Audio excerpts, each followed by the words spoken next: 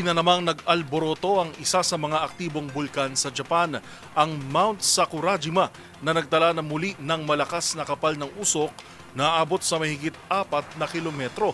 Yan at ang iba pang napapanahong balita mula sa iba't ibang panig ng mundo sa Global Headlines Report ni James Galange.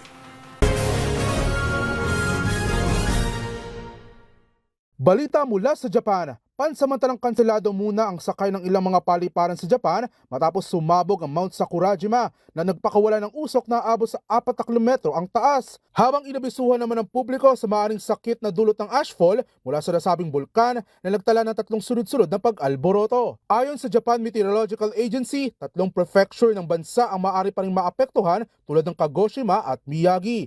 Samantala, nananatili pa rin isa sa mga aktibong bulkan, ang Mount Sakurajima na huling nag-alboroto noong nakaraang taon. Sa iba pang balita, patay naman ang 9 na katao na binubuo ng mga pulis, forensic investigators at staff nang biglang sumabog ang iniimbestigahan nilang nakumpiskang bomba sa bayan ng Srinagar sa India. Habang 30 naman ang sugatan na agad na ring dinala sa ospital. Pagkumpirma ni Srinagar Police Director General Nalin Prabhat, wala naman daw manong foul play sa nangyari, bagkus isa lamang raw na aksidente. Bukod sa naitalang casualty, may mga napinsala ring sasakyan na nasunog mula sa nangyaring pagsabog.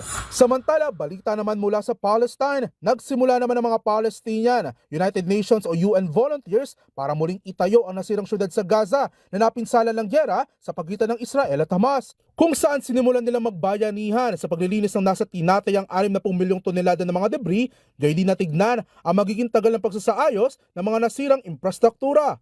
Ayon sa UN, mula rito ay opisyal na nilang inilulunsad ang We Will Rebuild Gaza campaign na layong hindi lamang ibalik ang kanilang mga tirahan, bagkus pati na rin ang dignidad na mayroon noon ang Gaza. At yan naman nakalap nating balita mula sa iba't ibang panig ng mundo. Para sa MBC TV Network News, ito si James Galange ng DZRH TV, una sa Pilipinas, una sa Pilipino.